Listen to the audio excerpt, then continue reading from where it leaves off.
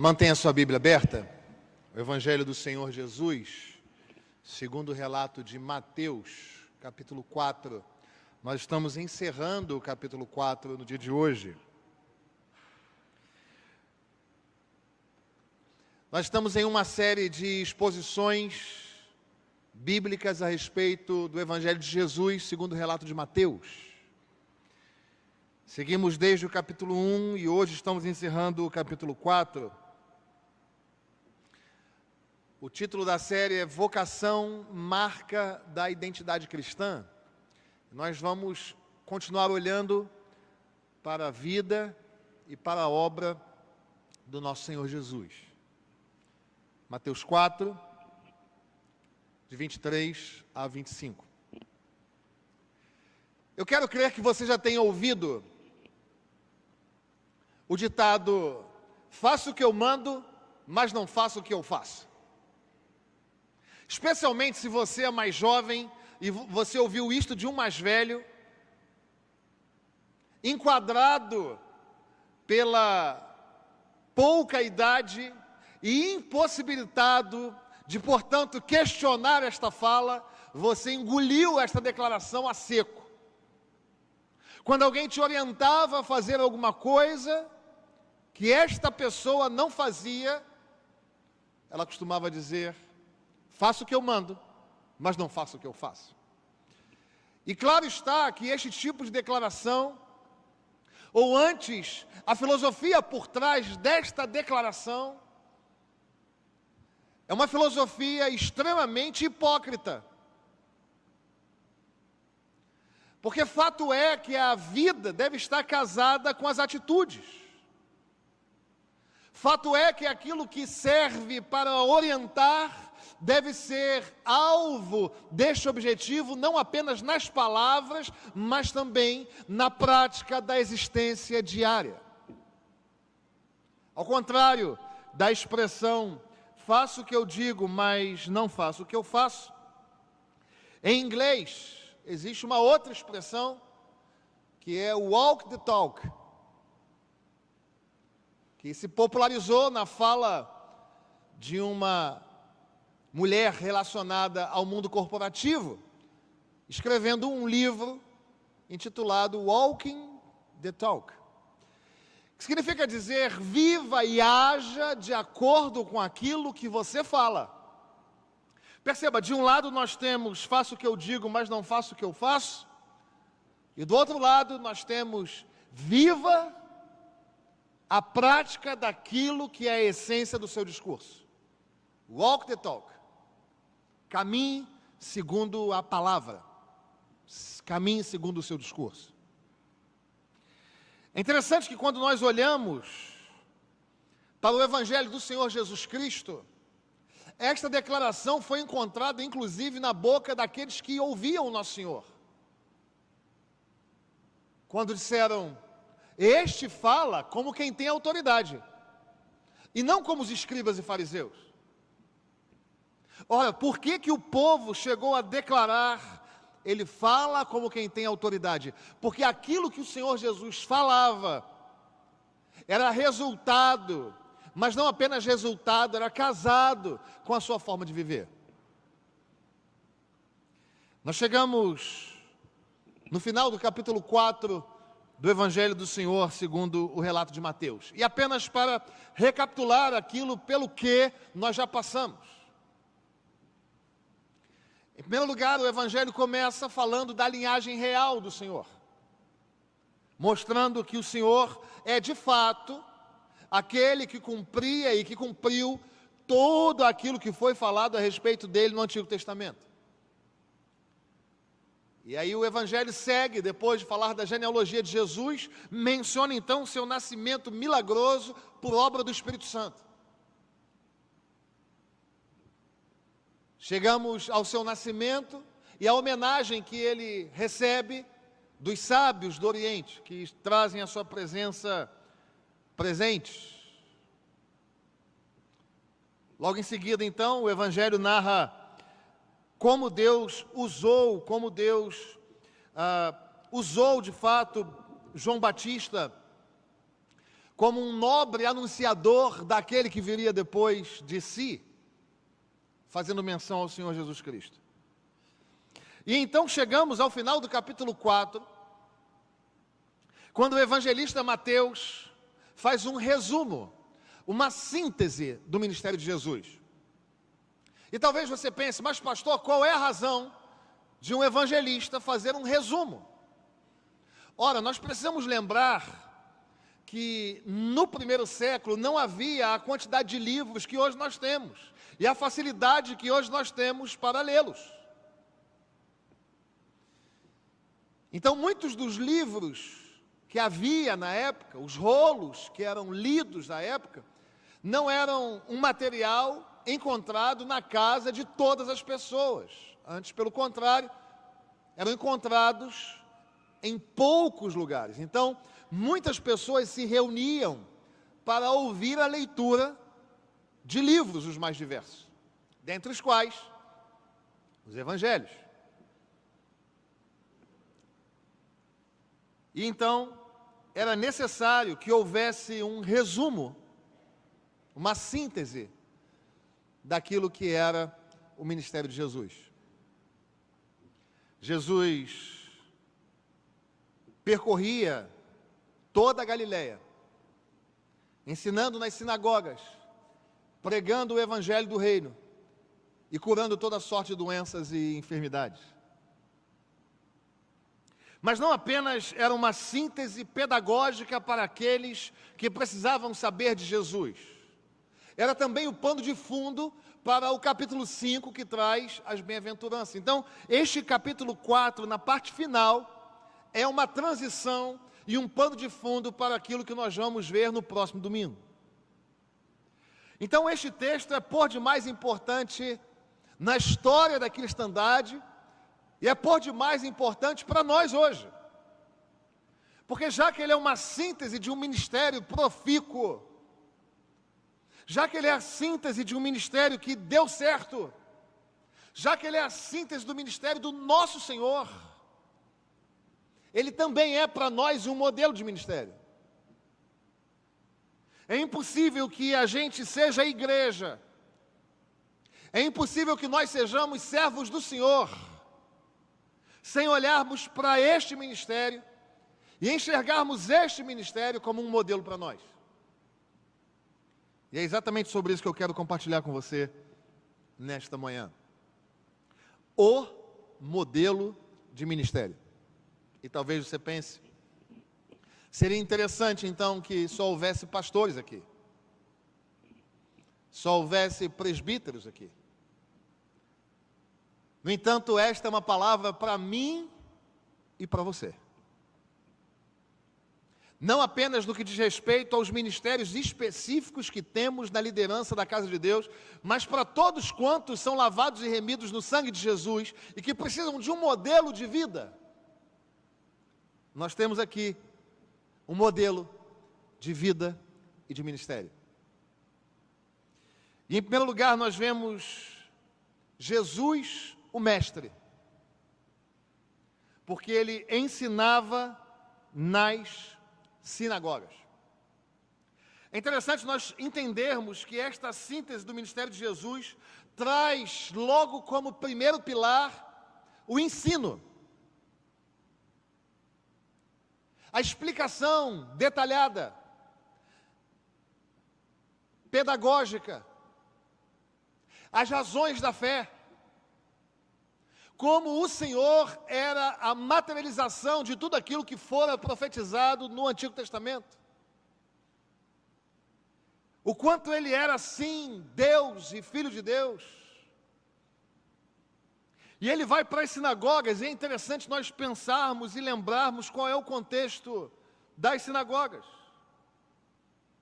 As sinagogas surgem durante o cativeiro babilônico, porque o povo judeu estava afastado do templo. Então eles precisavam de um lugar para adorar e para estudar, para ouvir a respeito da lei. Então cria-se a sinagoga com um dos objetivos principais, que era de esclarecer a lei. E então Jesus que é a luz que ilumina a interpretação do Antigo Testamento. Ele vai às sinagogas e então ensina tudo aquilo que a seu respeito constava nas Escrituras. E esta implicação factual, óbvia para nós, de que não há ministério do servo de Deus, não há um ministério da igreja de Deus, sem que seja vinculado à questão do ensino. É impossível que nós sejamos cristãos fiéis, servos de Deus fiéis, se em nossos lábios não houver uma palavra de instrução àqueles que estão ao nosso redor. Veja, e nós não estamos falando dos haters gospel, que é uma categoria que tem surgido a cada dia. Irmãos, é impressionante como os haters das redes sociais, pseudo-cristãos, andam por aí agredindo e ofendendo pessoas. Não é disso que eu estou falando. O que eu estou falando é de ter no coração o desejo profundo de ensinar a palavra de Deus, de compartilhar aquilo que é ensino, aquilo que pode ser compreendido. Todos nós devemos ter isso no coração. Sim, é claro, os pastores são os docentes, mas eu não vou estar ao lado do seu colega de trabalho de segunda a sexta. Quem está lá é você. Eu não vou estar na sua reunião familiar, na qual há alguém descrente que precisa saber a respeito da palavra de Deus. E deve haver em mim e em você uma palavra que evoca o lado pedagógico da vida cristã. E a pergunta é: a quem você tem ensinado? E se você tem ensinado, a segunda pergunta é: o que você tem ensinado? A impressão que tenho é que nós temos nos desgastado como servos de Deus a ensinar aquilo que é supérfluo. Gastamos tempo falando de assuntos que passam ao entorno, que esbarram naquilo que é essencial. E o Senhor, então, nos ensina que há um aspecto da nossa vida que deve ser destinada ao cuidado e ao ensino daqueles que precisam. Bom, se há uma objetividade no nosso desejo de ensinar, deve haver também uma objetividade em nós no sentido de querer aprender. Porque o Senhor vai à sinagoga e lá estavam aqueles que liam. O Senhor vai à sinagoga e encontra doutores. Mas ainda assim o Senhor se coloca na condição de ensiná-los. O que significa dizer é que nós precisamos ter no coração o ardente desejo de saber mais de Deus e da sua palavra. Alguém uma vez me disse: pastor, a escola dominical não é capaz de dar um certificado para nós? Eu falei: não. Porque você vai estudar do dia da sua conversão até o dia da sua morte. Não tem liberação da escola dominical. Chega, esgotei todo o currículo, agora eu sou doutor em Bíblia, não preciso de mais nada. Porque, aliás, o salmista no Salmo 25 expressa a sua oração dizendo: ensina-me as tuas veredas, guia-me nas tuas verdades. Ensina-me, Senhor, porque Tu és o Deus da minha salvação, em quem eu espero todo dia. Portanto, aquele que é servo de Deus não tem um coração fechado a ser ministrado, ensinado. Não há hierarquizações diante do ambiente do Evangelho do Senhor. Já fui ministrado por Deus na boca dos meus filhos de 6 e de 10 anos, respectivamente. Porque não há um ambiente no Evangelho que te coloque sempre na condição de ser você aquele que tem em si todo o ensino a compartilhar, sem que seja capaz de sentar para ouvir alguém. Porque se há um aspecto do ministério de Jesus como sendo mestre, deve haver em nós este que ensina e o aluno que aprende. Pastor, mas eu já sou serva de Deus desde que nasci, frequento a classe da escola dominical já há muito tempo. E o que este jovem quer falar comigo? Este pensamento pode ter sentido na universidade. Aqui não. Aqui nós somos ministrados pelo Espírito Santo de Deus, que usa jovens, adolescentes, crianças, homens e mulheres, idosos, casados e solteiros. E deve haver em mim e em você o desejo de ensinar e de aprender. Segundo lugar, sim, em primeiro lugar, há um aspecto desse ministério que é modelo para nós, que é o aspecto do ensino. Diz o texto sagrado, que além de passar ensinando pelas sinagogas, ele pregava o evangelho do reino. Portanto, Jesus é o mestre, mas Jesus é o pregador. E é interessante nós pensarmos a respeito da necessidade que temos de proclamar aquilo em que cremos. Irmãos, o mundo está perdido. Existe uma geração sendo levada pelo diabo. Literalmente, irmãos, não é força de expressão. E eles andam por aí perdidos, como ovelhas que não têm pastor. E cabe à igreja do Senhor pregar o evangelho que liberta, que cura, que transforma, que reescreve a história, que dá um up lá na capacidade cognitiva, mental e de elaboração das filosofias e das bases da vida. Mas só o evangelho é capaz de fazer isto. E este evangelho se encontra em mim, em você, na palavra do Senhor sendo ministrada a nós. E a pergunta é: a quem nós temos pregado? E Paulo vai elaborar isto de uma forma genial, perguntando: como ouvirão se não há quem pregue? Você tem pregado para quem, irmão? Claro está que há uma diferença entre ensinar e pregar. Ensinar diz respeito ao exercício pedagógico de destrinchar, de olhar detalhes. E pregar diz respeito a anunciar o Evangelho de Jesus, o reinado soberano do Senhor, a sua vida e a sua morte, a sua ressurreição e a promessa de sua volta. A possibilidade de ser reescrito em vida, na perspectiva da cruz. E a questão é que por muitas vezes nós, crentes, nos desgastamos com tanta coisa que não é essencial, irmãos. Ainda existem pessoas que acreditam que existem complôs dentro da igreja. Isso é um complô contra mim. Se existir isto, é porque existe joio no meio do trigo, irmão. Esqueça isso. Existem pessoas brigando se a cor do muro deve ser cinza escuro ou cinza claro. E tem gente precisando de esperança em Cristo.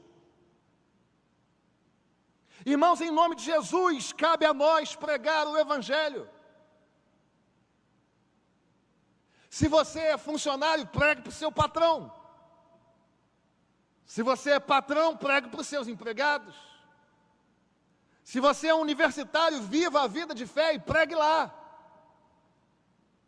O que importa é que não dá para nós vivermos como agentes secretos da fé. Não dá para que nós tenhamos palavras que são encontradas na boca de ímpios. E depois que a gente fala aquilo que fala como os ímpios, a gente queira falar do Evangelho de Jesus.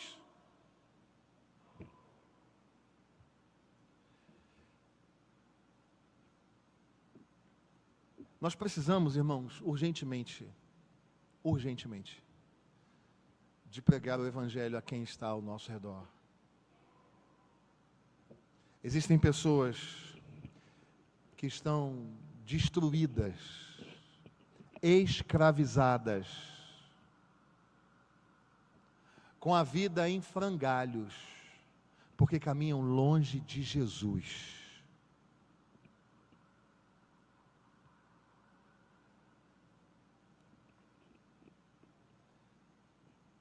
Nós tivemos há pouquíssimo tempo no sertão, e haveremos de voltar como igreja no mês de julho.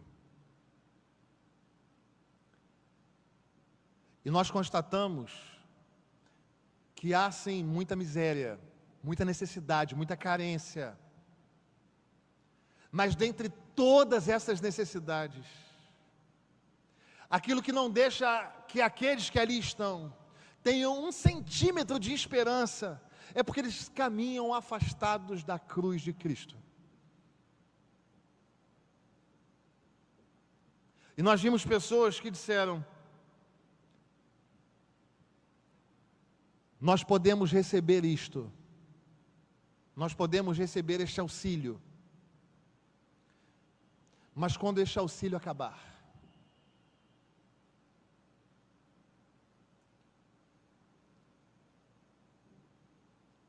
as pessoas precisam de Jesus, irmão. Chega de colocar força naquilo que não é modelo do Evangelho. Chega de se desgastar com aquilo que nada tem a ver, ou que pouco tem a ver com aquilo que o Senhor nos chamou a fazer. Nós somos os trabalhadores da última hora. E se você não percebeu, Jesus está às portas. E o Senhor chamou a mim e a você para sermos estes homens. Nós estamos no início das dores, irmãos. Leiam os noticiários. Leiam Mateus 24. Nós não temos tempo como igreja de ficar nos desgastando com aquilo que não é Evangelho. Então ensine. Abra sua Bíblia. Seja você uma Bíblia aberta a ensinar as bases da fé. Pregue salvação, libertação em Cristo Jesus. Mas há um aspecto também neste texto que é interessantíssimo. Jesus o mestre, Jesus o pregador e Jesus o médico. Porque diz o texto que ele curava toda sorte de doenças e enfermidades. E é claro que esses milagres contribuíam para atestar a mensagem do Senhor. É claro que revelavam o fato de o Senhor Jesus ser o Messias esperado. É claro que os milagres do Senhor comprovavam, de certa forma e de certo sentido, o conceito de que quem está diante dele é abençoado. Os evangelhos toda hora apresentam o Senhor Jesus operando milagres. Mas nós não cremos que estes milagres cessaram neste tempo. Nós não cremos que isto acabou nos evangelhos. Porque senão o desafio do Senhor, no texto de Tiago, seria um desafio esdrúxulo. Diz lá em Tiago 5, 15, 16: e a oração da fé salvará o enfermo, e o Senhor o levantará, e se houver cometido pecados, ser-lhe-ão perdoados. Nós cremos que há poder no nome de Jesus para curar doenças hoje, aqui e agora. Nós cremos, irmãos. Se o Senhor vai fazer, se o Senhor quer fazer, isto depende dEle, da sua santa, perfeita e agradável vontade. Mas que Ele tem poder, tem. De surpreender,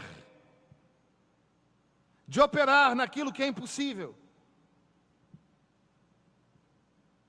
Está alguém entre vós enfermo? Acostume-se com este karma. Está alguém entre vós enfermo?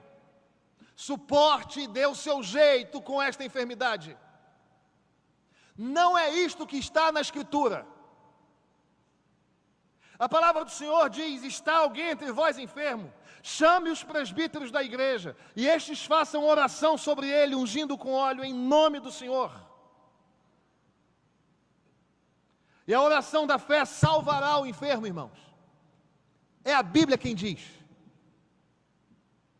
Assim, há um aspecto no ministério do Senhor que é modelo para a igreja, que é um modelo de ministério que caminha pela fé, que caminha com a certeza daquilo que o Senhor pode fazer, ainda que nós não vejamos escapatória, que caminha na certeza da possibilidade em Deus de doenças incuráveis serem curadas, de cenários calamitosos serem resolvidos, de dores e angústias da alma serem pacificadas pelo poder do Espírito Santo. Nós continuamos a crer neste Deus. Hebreus capítulo 13, no verso 8, vai dizer: Jesus Cristo ontem e hoje é o mesmo, e será assim para sempre. Há poder no nome de Jesus.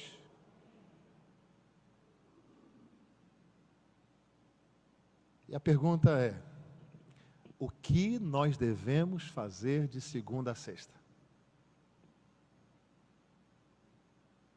Que modelo de ministério eu devo seguir? Se você pensa mais eclesiasticamente, você pode perguntar: qual é o modelo de ministério da catedral?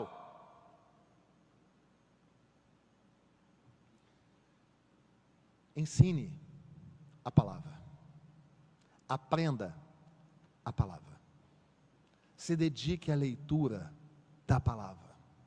Ame e se alimente da palavra. Mas pregue o Evangelho. Diga assim: o mundo está em caos. Existem pessoas levando parentes mortos para fazerem saques. Sim, o mundo está acabado. Mas há uma esperança para nós. E esta esperança não tem a ver com quem senta no trono de Brasília, ou quem senta no trono dos principais países da Europa, ou quem senta no trono dos Estados Unidos. A esperança da nossa vida está na volta do Rei dos Reis e Senhor dos Senhores, diante de quem todos nós estaremos ajoelhados, confessando que Ele é o Senhor, para a glória de Deus o Pai. A nossa esperança é essa como igreja. Mas também ore crendo que este Deus tem poder para operar milagres, que este Deus tem poder para curar enfermos, que este Deus pode tocar no seu coração, na sua mente intranquila, e curar doenças e enfermidades. Assim é o ministério do crente. Assim é o ministério desta igreja. Nós ensinamos a palavra, pregamos o Evangelho do Reino e continuamos a crer em milagres que atestam a verdade daquilo que anunciamos. Que você e eu vivamos assim, sendo mestres, pregadores e instrumentos para que a cura do Senhor chegue àqueles que precisam. E eu quero orar nesta hora. Quero que você feche seus olhos e nós vamos clamar ao Senhor. Diz a palavra do Senhor: está alguém entre vós enfermo? Chame os presbíteros e estes orem. E eu quero perguntar a você que está aqui nessa manhã: há alguém aqui com alguma enfermidade que precise da oração da igreja? Eu quero que você se coloque de pé aí onde você estiver. nós vamos orar, nós vamos cumprir aquilo que a palavra de Deus diz, crendo que o Senhor tem poder de gerar cura na nossa casa, na nossa vida. Se o Senhor vai fazer, nós não sabemos, mas nós cremos que Ele tem poder. Não existiu e nem existe nenhuma enfermidade ou doença que seja demasiadamente difícil ou complexa para Ele.